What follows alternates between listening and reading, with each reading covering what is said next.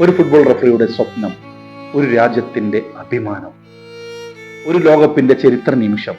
പക്ഷേ ലോകകപ്പ് തുടങ്ങാൻ ദിവസങ്ങൾ മാത്രം ബാക്കി നിൽക്കെ ആ സ്വപ്നം തകർന്നു വീണു.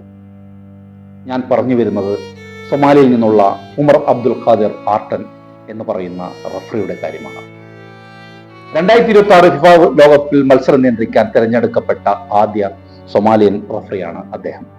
വർഷങ്ങളുടെ കഠിനാധ്വാനം, നിരവധി അന്താരാഷ്ട്ര മത്സരങ്ങളിലെ മികവ്, ഒടുവിൽ ലോകകപ്പ് വേദിയിലേക്കുള്ള ക്ഷണം, സ്വപ്നങ്ങൾ യാഥാർത്ഥ്യമാകുന്ന ആ നിമിഷം. ലോകകപ്പിന്റെ ഭാഗമാവാൻ അദ്ദേഹം തയ്യാറായിരുന്നു.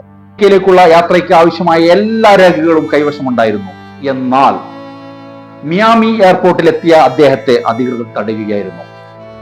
സുരക്ഷാ കാരണങ്ങൾ ചൂണ്ടിക്കാട്ടി അമേരിക്കയിലേക്കുള്ള പ്രവേശനം നിഷേധിച്ചതായാണ് റിപ്പോർട്ടുകൾ ചൂണ്ടിക്കാട്ടുന്നത്. ഏറ്റവും വലിയ ചോദ്യം ഇതാണ്: അദ്ദേഹത്തിന്റെ കുറ്റം എന്തായിരുന്നു? അദ്ദേഹത്തിന്റെ പ്രശ്നം എന്തായിരുന്നു? അതിന് ഇതുവരെ വ്യക്തമായ മറുപടി ലഭിച്ചിട്ടില്ല എന്നതാണ് വാസ്തവം. അതിനിടെ ഈ തീരുമാനം ഫുട്ബോൾ ലോകത്താകെ വലിയ ചർച്ചയ്ക്ക് വഴിവെച്ചിരിക്കുകയാണ്. ഒരു രാജ്യത്തിന്റെ അഭിമാനമായി മാറിയ വ്യക്തി, ലോകകപ്പ് വേദിയിൽ വിസൽ മുഴക്കേണ്ട വ്യക്തി, ഇപ്പോൾ ആ വേദിക്ക് പുറത്താണ് അദ്ദേഹം.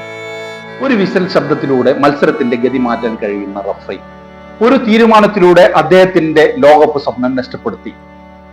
ആയിരക്കണക്കിന് കിലോമീറ്ററുകൾ പിന്നിട്ട് അമേരിക്കയിലെത്തിയ അദ്ദേഹം സ്റ്റേഡിയത്തിന്റെ പച്ചപ്പിലേക്കല്ല, തിരിച്ച് സൊമാലിയിലേക്കാണ് അദ്ദേഹം പോകുന്നത്. സൊമാലിയക്ക് ഇതൊരു വ്യക്തിയുടെ നഷ്ടം മാത്രമല്ല, ഒരു രാജ്യത്തിന്റെ ആ അഭിമാനത്തിന് മങ്ങലേറ്റ നിമിഷം കൂടിയാണിത്.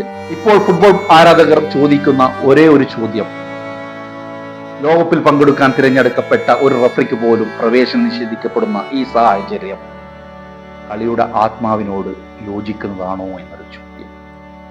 അദ്ദേഹത്തിന്റെ തെറ്റെന്തായിരുന്നു? അതിനുള്ള വ്യക്തമായ മറുപടി ഇതുവരെ ലോകത്തിൽ ലഭിച്ചിട്ടില്ല എന്നതാണ് വാസ്തവം. ന്യൂസ് ഡെസ്ക് ആവശ്യം.